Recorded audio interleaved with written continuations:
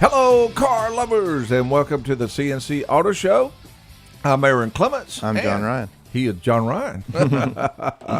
And we are ready for you. Our goal is to give you information on ways to make your car, truck, or SUV safer and to make it more dependable and to make it last longer for less money and less hassle. Our team would also like to say thank you to all of you that ride with the CNC Auto Show. We're now in 7 states, and we really appreciate you allowing us to be a part of your weekend. It really means a lot to our entire team. It does. We enjoy it very much. We're here to take your phone calls, and that number is 706-863-5800. That's Saturday mornings, 8:05 to 10 Eastern. And at that time, you can catch us live on iHeartRadio, WGAC, and watch us live on Facebook at CNC Auto Show. And, of course, listen to us on air in your area if you pick it up there. If you have a friend that might be looking for a good, dependable auto repair facility, I recommend going to NapaAutoCare.com, and you can hit the little search box in the top right-hand corner, and you will see a list of some of the best shops you could ever imagine in your area. That's all at NapaAutoCare.com. And we will be answering a lot of automotive questions today, which is what we enjoy doing. Yeah. And we also have a theme, and that theme has to do with smells and sounds that your car might be making. Right. It might be trying to tell you something. So if you're having a little any type of jingling sound, a grinding sound, or just an unusual smell, now's the chance to call in, or along with that, we'll be giving some tips on what those might be. Right. Are we ready to go to the calls? Yes. Let's go over to Ron. Perfect. Ron, welcome to the CNC Auto Show. Well, thank you, guys. I've got a cousin that, there's a bad smell in her car, and I looked at it one day, and I said, well, I can see what the problem is right off. Uh-huh. She hasn't seen her floorboard since the day she bought the car. That would do it, wouldn't it? Now, you didn't mention that, did you, Ron? You're supposed to be a little diplomatic there. I'm not tactful. Yeah. And you can create your own problems. It's amazing to me how many cars I see that's just a field full of fast food containers, boxes. Yeah, that's very true. You could walk through a big parking lot, Lowe's or whatever, and peek, just in passing by and see some of the cars are full to the brim, aren't they? Oh, it's funny to me. It's almost like an OCD situation with these people. I guess they figure that trash is going to be worth some money one day. But as far as sounds go, now, a ticking sound in the automobile or the vehicle you're driving in, it could be one of two things, I think. It's either you done left your turning signal on or your transaxle fixing to go out. Yeah. That's true. Now, that is a good point there, Ron. That's a noise that we really didn't have written down to talk very much about. Right. But if you're hearing a clicking noise as you're turning to the left or to the right, and especially as you're accelerating, that may be a CV axle or CV joint going bad. Yep. Great point there. What's the progression? What's the progression in that, Aaron, as far as trying to determine when total collapse is going to occur? Well, really, very few cars are actually towed in for broken joints. Right. They normally get worse gradually. Right. You'll hear a little ticking noise. Sometimes it might be a year before they start ticking more. Mm-hmm. But if it ever gets to where you can actually hear it practically every time you turn in left or right, it's really time to go in and take care of it. And most people do, and that's probably why most cars don't get towed in for that. And there's a lot overlooked there too, Ron. When that joint is binding like that, of course, the clicking noise is the joint itself, physically moving. But that really puts a lot of stress on the rack and pinion, of course, trying to steer the wheels because it's steering against a joint that's, very, very tight. Mm-hmm. And then, too, if the boot, the actual grease boot's missing on the axle itself, the actual ball bearings can fall out of it. And you may be riding on 3 ball bearings, rather than the, 6, 8, 10 sometimes, depending on what kind of axle it is. So, definitely keeping an eye on that. And as far as the progression, it starts off a quiet noise, gets louder, and then it gets to very, very quiet because it breaks. So, Yeah, well, I guess it's almost like growing broke. It happens slowly at first, and then suddenly. Yes, that's correct. Yeah. So you're saying that if you neglect something like that, it could cause you more money outlay later on if you don't get it fixed. Yeah, and with a CV axle, usually if it does break, it does it can cause the vehicle, the engine, to rev up a lot higher because you don't have anything turning, Yeah, no and it'll make a restriction. loud noise. But in most cases, it would mean having the car towed in and another one put in there. So it's, in other words, it's not like if a timing belt was to break, you It's not could as catastrophic. yeah, right. you could tear up a complete engine and do a lot of damage. A CV Right. joint, if it breaks, it's more you're stranded. You don't go anywhere. Yeah, and occasionally we see the actual axle, maybe rip the ABS wiring or brake Yeah. line or something like that. But the- normally not anything drastic Right. that it causes other than a big inconvenience. But this is when it normally breaks, when you're on a major highway and you're trying to get in across 4 lanes of traffic and you punch it Oh, and the wheels are absolutely. turned left. That's when it Well, normally guys, breaks. I really appreciate that's some great information. I really appreciate your show. And if I can make it a shout out to all our fellow drivers out there, you bought and paid for those turn signals. Why don't you use them? Yeah, that's not right. a bad idea. They're trying to keep the mileage Y'all- off of them. Y'all have a great weekend. Make it safe. You Thanks, too, Ryan. Okay, the number to call, 706-863-5800, 8 to 10 Eastern Time on Saturdays. Where we're going. All right, let's go over to Brett. Hey, Brett, welcome to the CNC Auto Show, and what can we help you with? Hey, Aaron. I appreciate you taking my call. I've got a 97 Civic with the 1.6 liter. Mm-hmm. And, those had a inherent problem with the head gasket. They did, yeah. All right. I had the head machined. Had a new head gasket job done. While I did that, I went ahead and had a timing belt job done as well. Mm-hmm. Water pump, timing belt, the whole 9 yards. I'm still using water. I disconnected the heater core because I thought maybe I've got a bad heater core.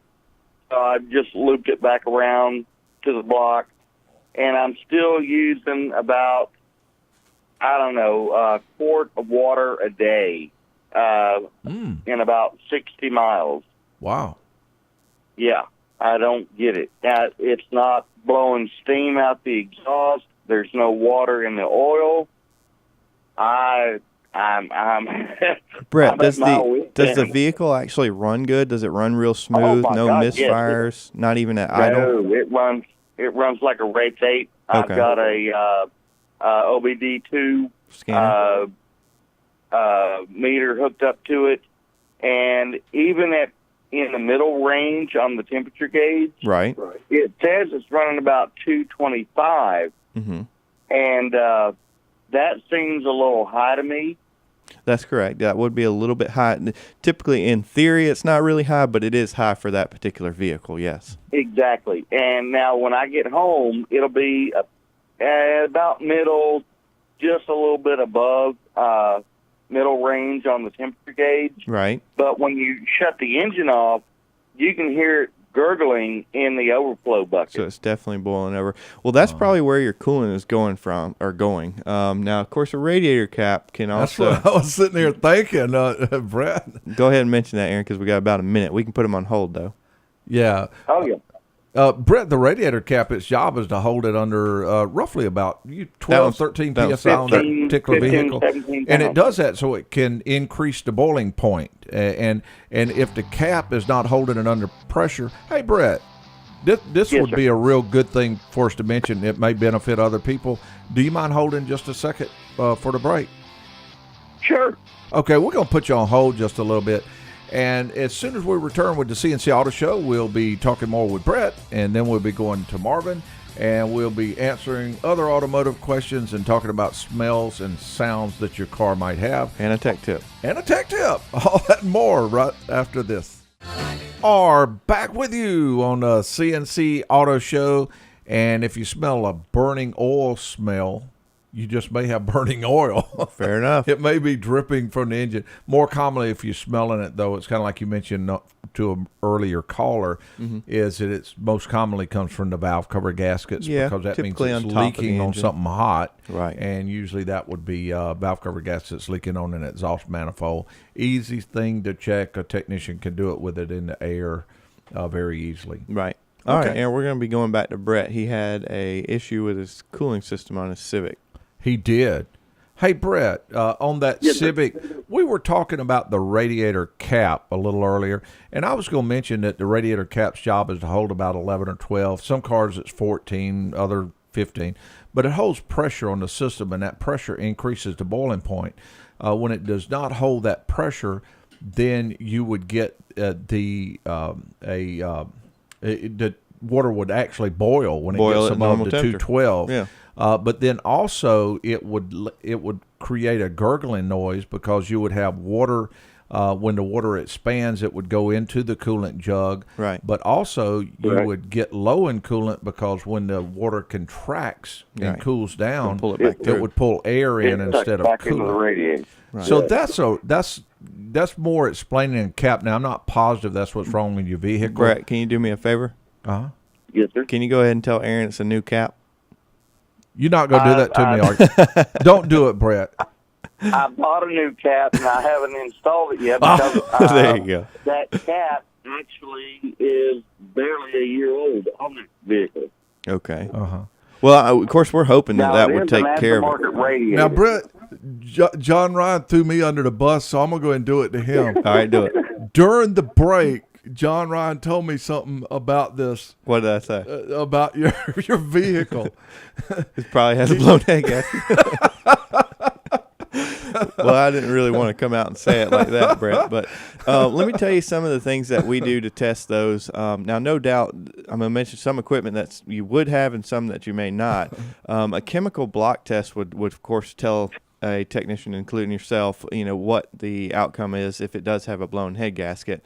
It's a little device you put above the radiator, and it actually pulls in some of the vapors, some of the steam vapors, and it's trying to detect hydrocarbons, which are, of course, exhaust gases in the cooling system. If there's exhaust gases in the cooling system, then of course it indicates that the head gasket's blown. But another easy way that we've just in experience with working on that particular engine we've done is actually connecting a coolant pressure tester to the neck of the radiator, and don't pump it up at all. Just simply crank the vehicle up, and those, when they blow, typically they can pump that system up very, very quickly. I would say, within 5 minutes of running, it'll build up 25 pounds of pressure. And of course, that's where you can see that, obviously combustion gases are getting into the coolant chamber. Another way is kind of a little bit opposite of that test. You remove all 4 spark plugs and put the coolant pressure tester on there, and then pump the coolant pressure tester up. Take a flashlight, of course, typically a LED one works best because it's a true white light, and then shine down the spark plug wells. And sometimes you can actually see the cylinder floating. Normally it's number 2. I don't know exactly the logic behind it, but normally the second cylinder, they kind of breach right there at the number 2 and 3, and that's where the coolant comes from. If you don't see anything after that, of course, you can do this with caution, of course, but you can put a piece of just notebook paper over, say, 2 of the holes, spin the vehicle over, and you'll see, coolant on the paper if that happens, and then do the same thing with cylinder 3 and 4. Really Right. hope the radiator cap takes care of it for you, because believe it or not, that's very common. Like Aaron mentioned during the break, he was telling us of a vehicle he had similar symptoms, and that took care of it. Yeah. So of course, let's Yeah, hope for but- that being the cheaper option. Yeah, well, yeah, since I've already spent $1,200 having a timing belt and a head job. Well, I and, did want to mention one other thing, and this is just kind of an advice tip type thing. If it is a blown head gasket, don't think that the repair was done incorrectly. The repair could have been done perfect, but however, those engines aren't exactly the best candidate to get a head gasket, simply because it's an aluminum block, aluminum head. You can machine the head, you can have it all reworked, you can put a beautiful gasket on there, but the deck of the deck of the cylinder block can still be warped. And of course, there's you still got the possibility of a cracked head. cracked head, cracked block. I mean, Yeah, there's there's other cracks in other areas that can do Right. the same thing. typically on those engines, if they're very low mileage, I would say under 80, somewhere under 100,000 miles. It's a 50-50 candidate, but short. After that, unfortunately, it's not a very good one to try and repair. I've got like 350,000 miles on this motor. Right. Only other option I have for you, and it's just a temporary, just last shot in the dark. They do make some of the chemicals that are like not liquid ice, or what is it, Blue Devil? Yeah, a lot of different ones. Now, again, I've personally never used that. It's just, again, one last thing you could try before you. But before you do the radiator cap, if that don't do it, then have the pressure system tested. You may even decide to invest in a tester, since you kind of enjoy working on vehicles. Right. But pressure test the cooling system. But then if that don't do it, then have the block test run, because you may have combustion gases getting into the cooling system. Hopefully it's not that. We hope that you call back next week and say we actually have our fingers crossed. I hear you, dude. We'll be pulling for you, Brett. Better than 1,500. That's right. All right. All right, guys. I appreciate your time. Thanks, Brett. Appreciate everything.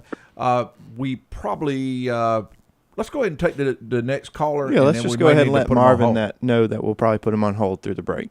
Hey, Marvin, welcome to the CNC Auto Show. What can we help with? Hey, Aaron. How are you doing this morning? Doing very nicely. I have a 95 Grand Marquis that is less than 80,000 miles. Uh-huh. And when I first started up, the engine seems to race, or it does race, and that doesn't seem right to me. But I've had mechanics tell me that that's normal in this Grand Marquis. Is that true, or is there something I need to do about that? Well, that is going to be the teaser that we will lay out there, because when we return from this break, we will determine whether it's normal or whether it's not normal. Just hook us up to the OBD2 plug. So we'll give the answer to that. Do you mind holding on till after the break? All right. Thank you, Marvin. And we'll be right back with the CNC Auto Show just after these messages. I can't wait to get on the road again. Okay. You needed that, didn't you? Yeah. Uh-huh. Welcome back to the CNC Auto Show. He's suing you. Let's go to Marvin. All right, let's go. If it wants to. Welcome back, Marvin. Now, Hi. your engine. Well, tell us one more time what you were doing, and we'll be ready for you. I bought the car about 10 months ago, Uh-huh. and it's in excellent shape. Everything is working on it. Less than 80,000 miles, and the whole time I've had it, when I first started up, the engine seems to race more than normal, and after a while, or when I put it in gear, it comes back down, lower RPMs. Uh-huh. And I've had 2 or 3 mechanics tell me that's normal. It doesn't seem normal to me. What do you think? Marvin, no doubt those vehicles, when they are cold, they have a electronic stepper motor that controls the idle. And I don't believe that one does have a tachometer, does it? No, it doesn't. Yeah, I didn't think 95 did. But I would say they run up to about 1,200 RPMs, which is, definitely a little bit higher than idle. Of course, idle's somewhere around 700, 850, somewhere in there. So it may be, a good bit higher than what you're used to. However, now one thing you could do to test this out is just crank it up, let the idle get, where it normally sits, say 1,200, and then see if it gradually comes down as the engine warms up. But you mentioned that once it's in drive, it doesn't feel like it's trying to pull away or anything, does it? No. Yeah, I don't. It's hard to say without knowing exactly how fast that engine's going. Now, if you said it was spinning 3,000 RPMs, of course, there's an issue there. But if it's roughly 1,200, somewhere in that range, and as the temperature of the vehicle warms up, the idle comes further down, closer to base idle. That does sound like it's operating correctly. Now, no doubt, one thing. Go ahead. That's what I've been told. Okay. Now, one thing that can affect that a little bit as far as going higher than normal or even taking longer than normal is carbon buildup. No doubt you said it's low mileage, 80,000 miles, but of course, that's still enough mileage to develop. Candidate right there, not a lot of miles. They build up carbon a little bit more. Yeah, typically because they're drove a little easier and stuff like that also. So I did put some I did put some fuel cleaner in there. Okay. Well, that's a good idea to do, especially with the lower mileage. However, with the throttle body in the position that it's at, the fuel cleaner actually won't clean it simply because it's going to go through the fuel pump, up the fuel rail to the injectors and in the engine there. There's a good probably foot and a half of air of intake manifold and everything that, of course, is above that, meaning the injectors are below it. So typically a service that's performed called the BG Carbon Clean, there's an induction system cleaner that goes through there. It's a 2-part cleaner. It actually goes in front of the throttle body and fogs this chemical in front of it and cleans the throttle body, the IAC, the passage of the IAC, the intake, and then on through the engine, back of the valves, tops of the piston. And it definitely removes all the carbon that would affect the idle. So that's by far the best service you can do for carbon removal. What's the name of that? That's a BG Clean? Yeah, it's a BG Carbon Clean. BG Carbon Clean. Mm-hmm. And that I'll again give that is due regardless. If it's got 80,000 miles and it hasn't been done, it's a service that you'll definitely gain some benefits from. Mm-hmm. Okay, Aaron, I appreciate you guys, and keep up good work, and I'll keep listening. All right, great question. We Thanks. do appreciate the call. And the number to call, 706-863-5800. That's 805 to 10 Saturdays Eastern Time. And John Ryan, where are we going? I think we'll go over to Jerry. Hello, Jerry. Welcome to the CNC Auto Show. And what can we help with this morning? Thank you, John. Aaron, I'm a novice mechanic, although I've been driving 60 years. Listening to all your other guests, I can't converse like that, but I have an 01 Mercury Mountaineer with 130,000 miles, and I had one. My cooling system, air conditioning, it just goes on and off. Sometimes when it goes off and it doesn't cool, I can turn it off for a while, turn it back on, freeze you out when it cools. One mechanic said, checked it A to Z, said it's got to be the compressor. This other fellow that I know is checking it, and he's put Freon in it and even dye, and cannot determine where it is leaking out. So I guess my question is there anything else to determine what the issue is with this air conditioning? Well, Jerry, the description you gave me kind of leads me into one direction, but then the technician that added refrigerant and dye leads me in a different direction. This sounds like an ASE test, Automotive Service Excellence Test, which is a great organization that certifies technicians. Right. Technician A said this. Technician B said this. That's right. Is the answer A, B, C, or both? Yeah, the trouble is both of them can be, so let's go with both. So when you mention the cycling of the compressor, it seems to work good and it freezes you out, and when it's working, of course. But then you shut it off, you turn it back on, and of course it works again and freezes you out. That tells me possibility of an intermittent clutch coil on the front of the compressor, and especially knowing that vehicle, like you said, Mercury Mountaineer, it's a very common thing. There's a compressor on the vehicle, of course, pumping refrigerant through the system, and there's a clutch that actually engages the pulley with belts so that the compressor turns. What you described is the clutch, attempting to turn on, but it's not actually closing that gap. Magnetic field not strong enough. Not strong enough to suck it up in there. Yeah. So that's Okay. one scenario. But what totally threw that out the window is when you said technician B added refrigerant and dye to it, which would indicate he evidently saw a low refrigerant issue. However, what kind of throws that out the window is you said it works sometimes and sometimes it doesn't, Right. which refrigerant can't come and go. It's either there or it's not.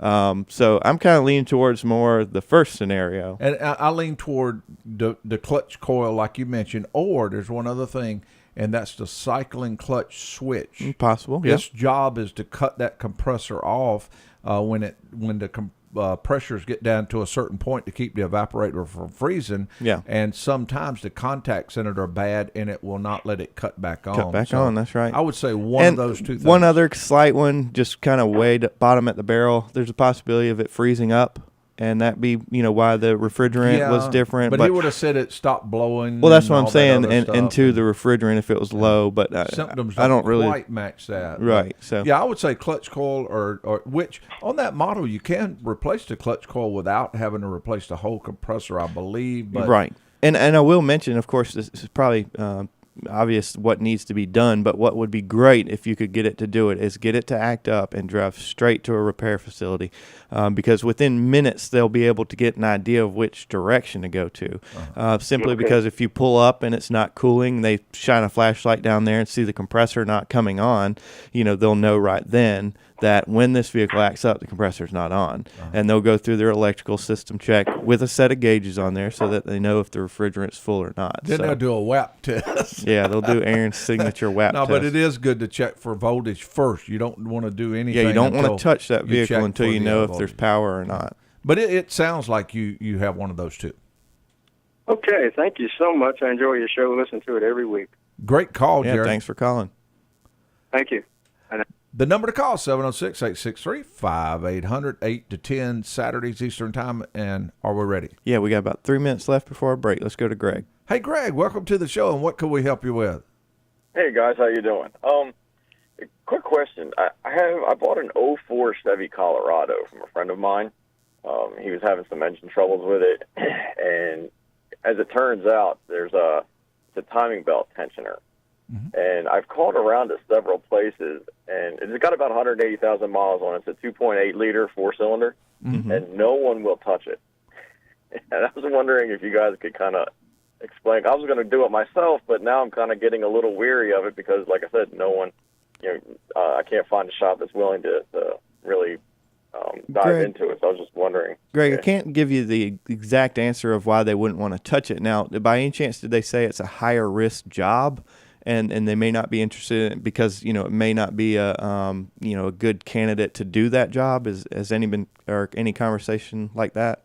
One place that I called, it was more of a franchise, if you will. Right. Yeah, they said that, but I called your downtown location. They said that they wouldn't be willing to really take a look at that. Okay.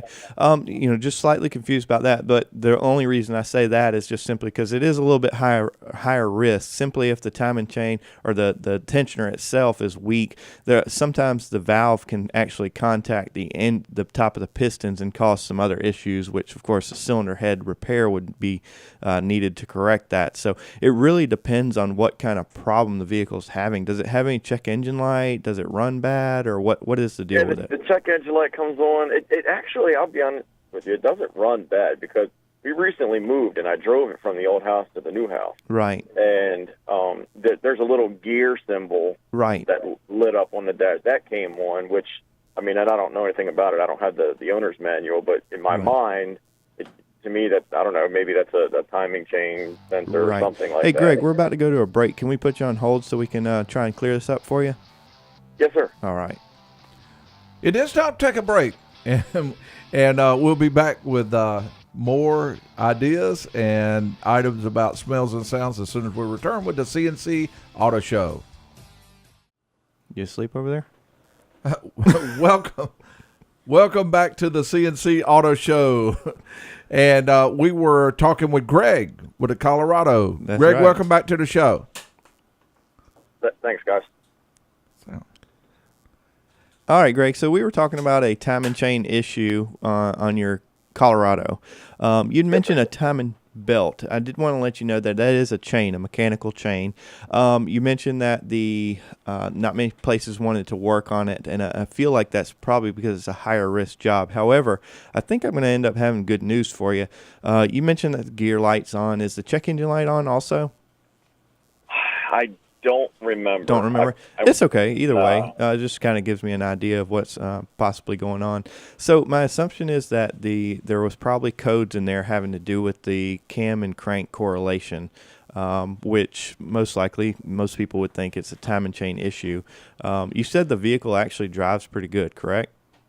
It does. It's very loud.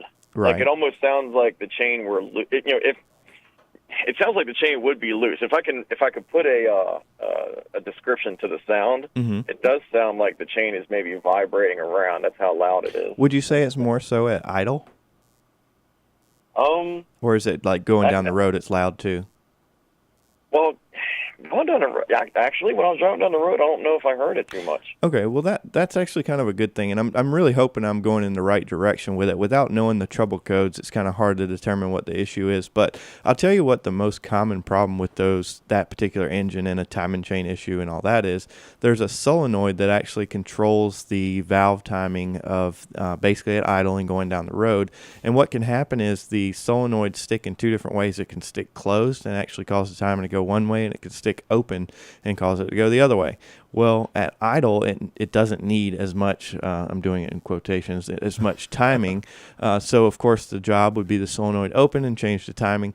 Well, what can happen is it sticks and the timing never changes. So the chain at that point can actually be, of course, it's still attached to the engine, it's still rotating, but the timing is incorrect. And if that solenoid is stuck, it never varies the oil pressure going to the timing.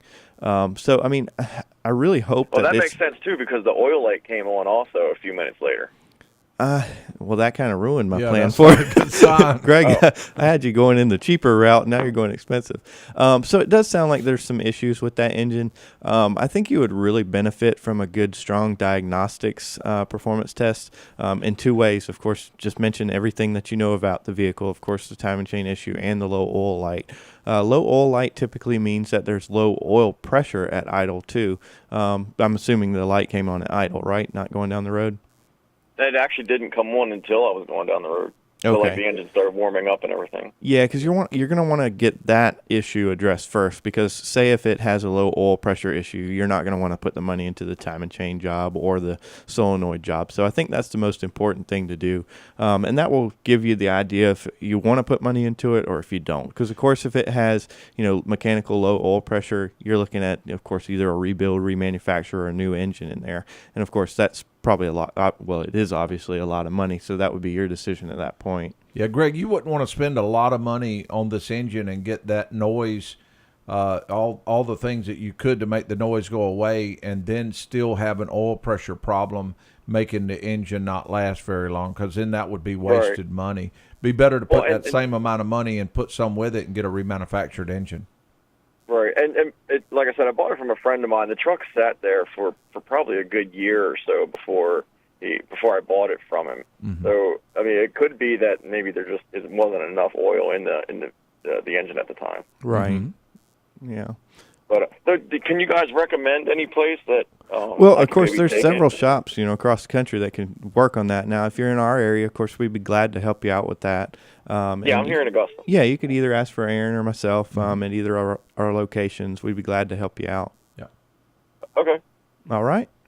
All right, outstanding. Thanks, guys. I appreciate it. Greg. Greg, thanks for the call. Number to call, 706-863-5800, Saturdays 8 to 10, and Eastern Time. We're ready for the next call. Yeah, let's go over to Paul. Hey, Paul, welcome to the CNC Auto Show, and what can we help you with? Good morning, guys. I'm trying to help a neighbor out. He's got an 02 Mitsubishi Montero Sport, 6-cylinder 3.0. He's got a P0401 EGR insufficient flow. Right. Pulled the EGR valve off. It's working. I cleaned it. It actually seems to be, it runs rough, like the valve sticks. Right. And you pull a hose off at idle, and it smooths out. Okay. So Now, when you put the hose back on, it doesn't go back to running rough. It's like that little bit of vacuum there is enough to actually to hang the keep valve. it open, but not to let it close, or Right. not to open it. Paul, is this, I know this sounds like a crazy test to do, but say after 5-10 minutes of the engine running, is the EGR valve hot to touch? The whole motor is hot, but I couldn't tell you that it was Sorry, any hotter I guess that than is- I that would is- expect. Right, yeah. Well, typically, the reason I ask is because, of course, an EGR valve that's open or stuck open, of course, will be hotter than the engine simply because it's got exhaust gases going through it.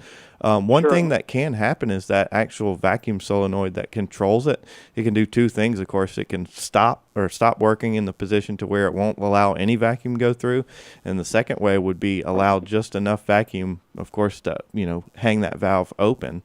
Right. Now, the scenario where you said you pull the line off, does it start running better when that's the case? Yeah, it immediately smoothed out, and he goes, "Oh shoot, just leave the line off." I said, "No, we got to figure out what's going on." Right. But exactly. then I put it back on, expecting it to run rough. Right. And there's very little vacuum there. I mean, I could feel it, but it's not a lot. Yeah. And it didn't reopen the valve. It's like it's enough to keep it open. Well, keep in mind too the vacuum. It would have to be on there for a period of time, especially if it's a little leak. Say before it pulls 15 inches of vacuum to lift that valve. So Sure. it sounds like you're on the right track. Just for fun, if you had a vacuum gauge, you could put a T in there and just see how much vacuum it is pulling. Another test to do would be, of course, you could take that solenoid off and apply power and ground to it and see if I'm not sure which way that solenoid is. Sometimes they're electrically actuated to open, sometimes they're electrically actuated to close. So you could apply. This one only has a vacuum line on the top. The solenoid does the on-off for the vacuum. Right, exactly. So I can open and close it with a vacuum pump. There you go. And it does work fine. It holds vacuum. The diaphragm's not leaking. There's one other issue. When I did take it off and clean it, I cleared the code, and it took. He actually drove it to Virginia Beach and back, and the code came back, but the car never ran bad again. Right. It's just Yeah. showing the low flow. The efficiency. The only other thing I can think of is, did you have the EGR valve off actually of the vehicle? Because of course there's two ports to the exhaust or the EGR system. There's the intake side, which of course would have manifold vacuum, and then of course the exhaust side. If either one of those are restricted, That's what I was wondering, if he may have restricted a port. a restricted port, and it not all the way restricted. But when he said he applied some vacuum and it raised up and it run rough, that indicates that the port's it working. depends on how rough. It could be restricted, but right, because the full It should valve. almost die, shouldn't That's it? right. It If should you- it should yeah. pull Yeah, the it should idle down almost to kill where the it engine. kills it. But what I was going to say is, of course, you can take the EGR valve off and crank the vehicle up, and it should hold your thumb right to the manifold on the intake side. Of course, it should definitely blow it away. Now, keep in mind that is hot exhaust, so I mean, it's something you do very quickly. And then, of course, you can put anything down it, coat hangers. Of course, they make special wire brushes you can attach to a drill to clean the ports out. But that would definitely be a good test also. All right. I had something similar on the Impala. It was actually plugged up right behind the throttle valve. Oh. It had a little mound of carbon back there. So I'm we are. thinking he may have the same issue. That's right. Yeah, very possible. Paul, we're all out of time, but I didn't want to forget to tell you that some of these problems can actually be corrected with a PCM calibration. Oh, that is especially if you know the system is working properly. Now, the trick is finding, the information on if it needs to be flashed. Great point there, too. Okay, the time clock's on the E. We need to pull over for now, but we'll be back on the road in no time. I'm Aaron Clements with co-host John Ryan Mooney. Our show producers are Zach Llewellyn, Bo Roberts, Dominic Frito, and Sandy Klein. We'd all like to say thank you for all of you that tuned in, logged in, and especially those that called in to ride with us on the CNC Auto Show.